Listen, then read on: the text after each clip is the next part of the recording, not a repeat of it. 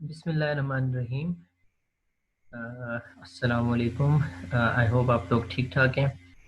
अच्छा, आज हम स्टार्ट करेंगे लेक्चर नंबर 7, इंटरप्ट्स। ठीक है, इंटरप्ट्स पे भी थोड़ी सी बात हुई थी प्रीवियस लेक्चर्स में, जहाँ पे अगेन वही वो जो 5 स्टेट प्रोसेस मॉडल था जिसमें हमने डिस्कशन की थी कि कोई भी प्रोसेस है वो रन हो रहा होता है और हम किसी वजह से कोई इंटरप्ट आ जाती है, किसी वजह से कोई पॉज आ जाता है जिसकी वजह से हम उसको जो है हम कॉन्टेक्स्ट स्विचिंग करते हैं और हम उस प्रोसेस को रनिंग स्टेट से हटा के रेडी में ले जाते हैं और किसी और प्रोसेस को जो है रनिंग में ले आते हैं। तो उसकी बहुत सी वजूहात हो सकती हैं, जैसे कि मैंने आपको बताया था कि कोई प्रायोरिटी वाइज कोई प्रोसेस हो या कोई कर्नल का प्रोसेस हो या कोई उसका टाइम क्वांटम एक्सपायर हो जाए वगैरह वगैरह, इस तरह की चीज़ें हैं। कुछ और भी चीज़ें हैं जिससे इंटरप्ट्स आ जाते हैं, इंटरप्शंस आ जाती हैं।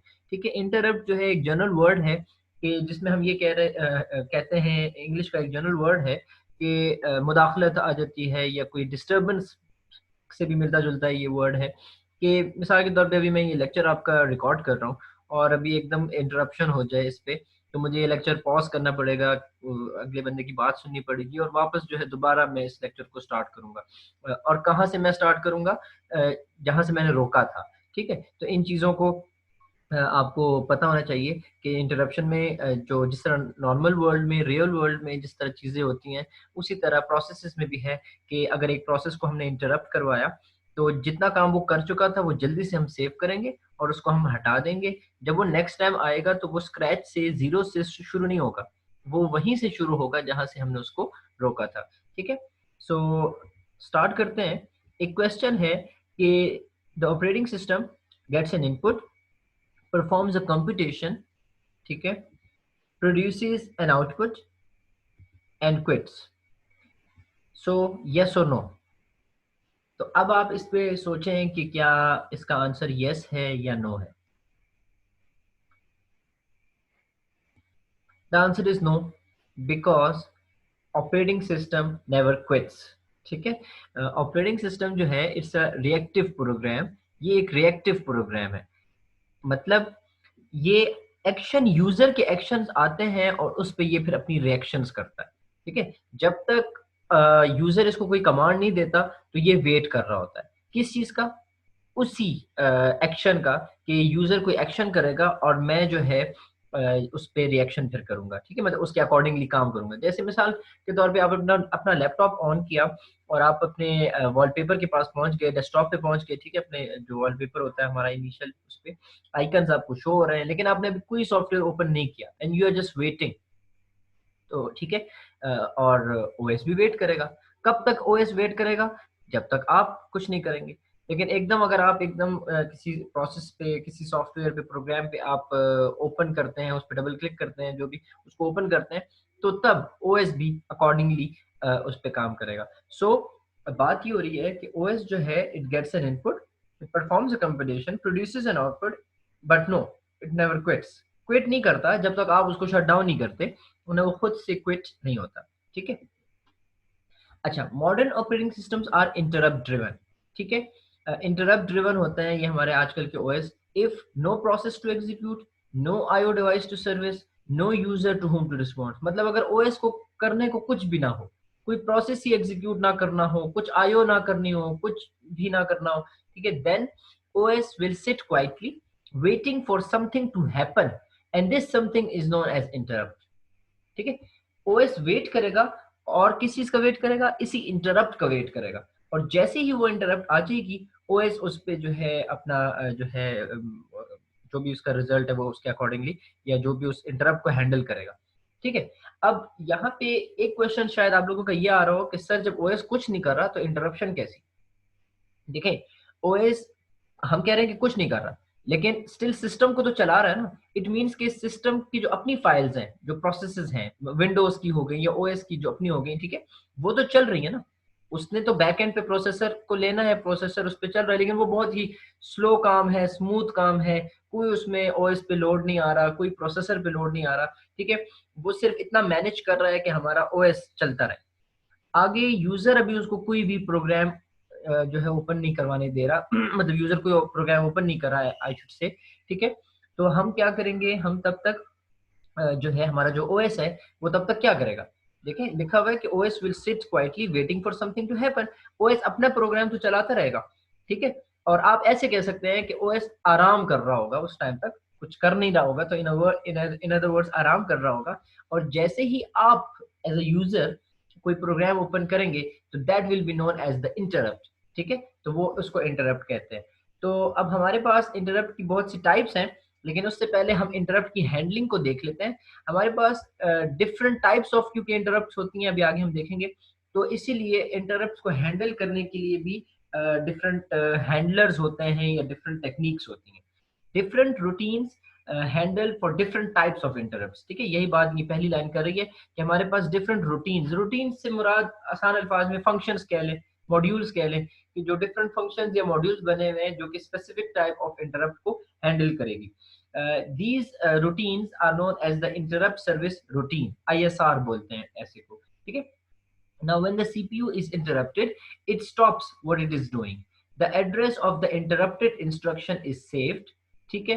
तो ये वही वाली बात है कि जब इंटरप्ट आती है तो मैंने आपको कहा था कि जो वो कर रहा होता है, सीपीयू जो कर रहा होता है या ओएस जो काम कर रहा होता है, उसको हम स्टॉप करते हैं, उसको हम रोकते हैं, और उसकी जो भी स्टेट होती है, जो भी इसकी एड्रेस स्पेस होता है, सब कुछ उसको हम सेव करते हैं, ठीक है। वो कॉन्टेक्स्ट स्विचिंग वाली बात याद रहे। और फिर जो है एक जेनेरिक रूटीन चलती है, एक जेनेरिक सी रूटीन, एक जनरल सी रूटीन चलती है, and that routine examines the nature of interrupt, ठीक है। रूटीन से जो मुराद है एक फंक्शन, ठीक है। रूटीन का वर्ड अगर आप लोगों को और लग रहा है तो इट्स अ फंक्शन, ठीक है, इसको फंक्शन कह सकते हैं। एक जेनेरिक फंक्शन रन होता है और वो फंक्शन ये चेक करता है कि द नेचर ऑफ इंटरप्ट, किस टाइप की इंटरप्ट आई है, and calls the corresponding ISR, calls the corresponding interrupt service routine. हमारे पास डिफरेंट टाइप्स ऑफ इंटरप्ट्स हैं, जैसे हम आगे देखेंगे। तो इसी तरह डिफरेंट हर टाइप को हैंडल करने के लिए उसकी अलग अलग सर्विस रूटीन है, ठीक है। जिस तरह आप किसी कह लें कि किसी बैंक में चले जाते हैं, तो जब बैंक में जाते हैं तो आप पूछते हैं कि जी मैंने ये मिसाल के तौर पे चेक जो है जमा करवाना है, तो आप एग्जैक्टली उस जगह पे चले जाते हैं, ठीक है, जहाँ पे वो उसके लिए कंसर्न बंदा बैठा हुआ है। अगर आपने अपने से अकाउंट में कोई चेंजेस करनी है तो मे बी आप कहीं और, ठीक है, रेफर कर दिए जाए।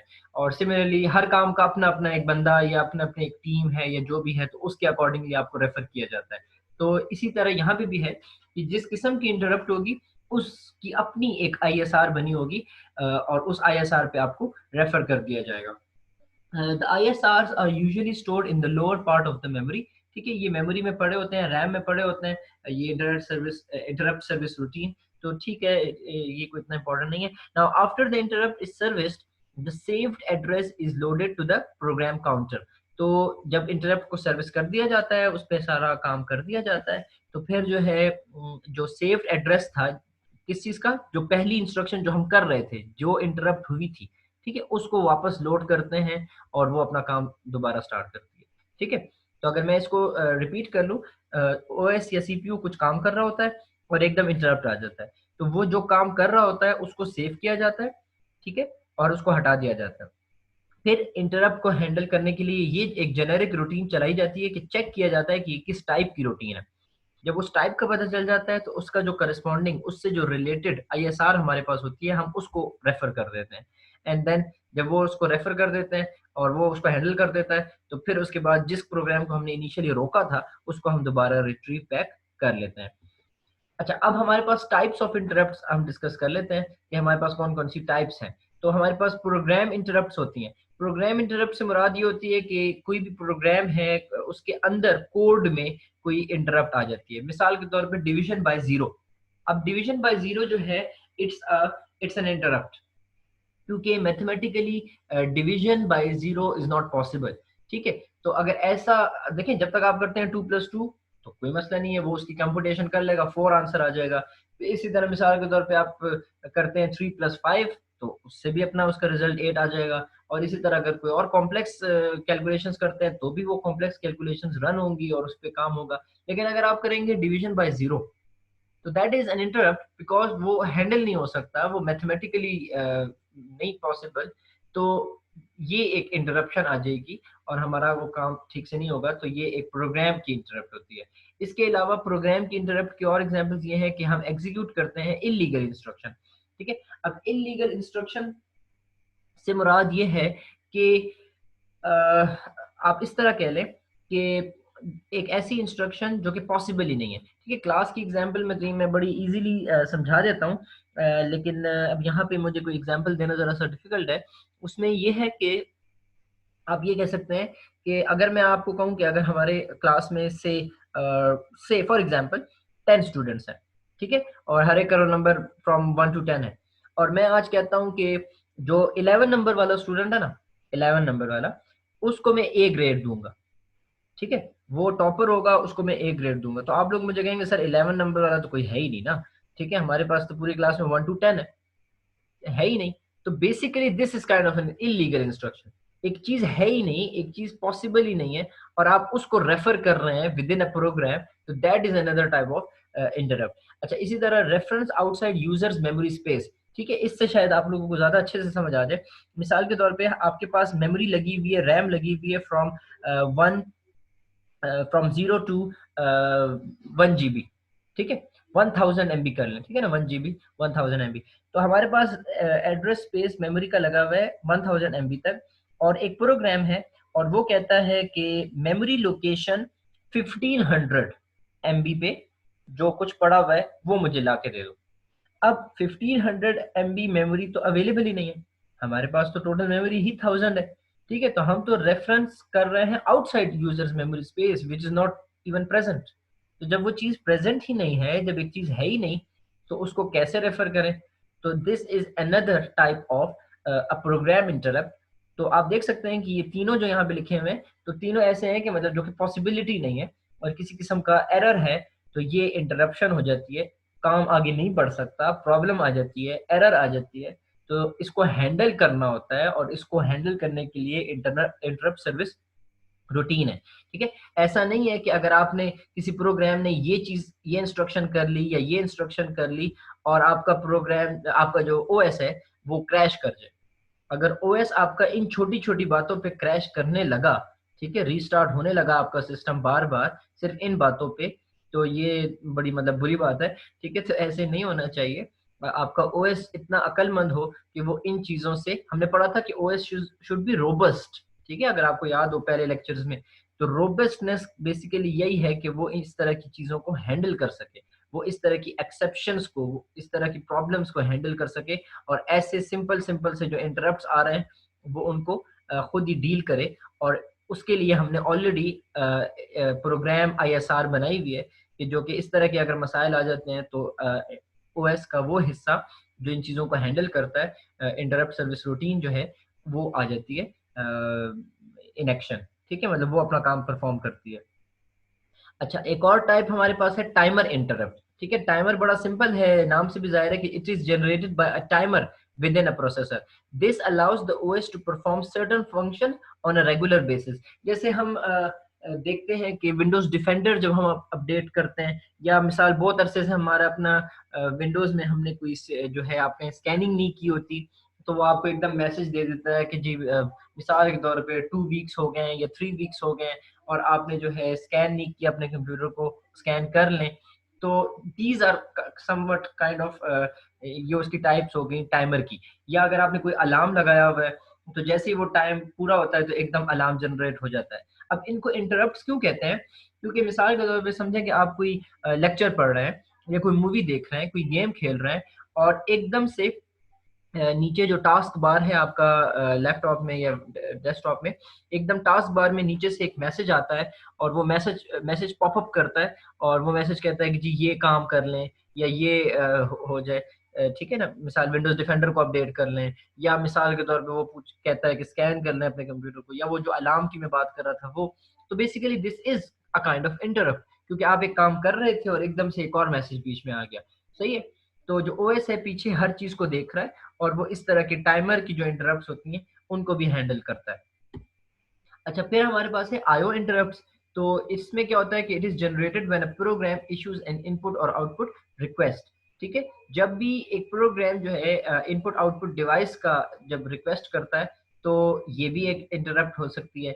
And generated by the IO controller to signal normal completion and operation. So यहाँ पे भी वही बात है कि आप एक नॉर्मल एक काम कर रहे होंगे, लेकिन आपको एकदम उस प्रोग्राम को एकदम जो है आईओ की ज़रूरत होगी, तो वो जो प्रोग्राम है वो आईओ या जो भी आईओ है आपकी इनपुट आउटपुट डिवाइस, उसकी रिक्वेस्ट पुट करेगा। तो ये जो एकदम से उसने जो रिक्वेस्ट पुट की है, ये भी एक इंटरप्ट है, ठीक है। और इस इंटरप्ट को भी हैंडल करने के लिए हमारे पास आईएसआर बनी हुई है, इंटरप्ट सर्विस रूटीन। और वो जो है इंटरप्ट सर्विस रूटीन जो है वो मेक श्योर करेगी कि क्या हम इस प्रोग्राम को ये आईओ दे सकते हैं या नहीं दे सकते, ठीक है। वही वाली बात जो हम सिस्टम कॉल्स में करते हैं कि क्या ये सारी चीजें हो सकती हैं कि नहीं, लेकिन ये भी एक किस्म की इंटरप्ट है। अच्छा, इसके बाद हमारी आखिरी दो और इंटरप्ट्स की जो टाइप्स हैं, वो एक है हार्डवेयर फेलियर, ठीक है, generated by a failure such as power failure और मेमोरी एरर।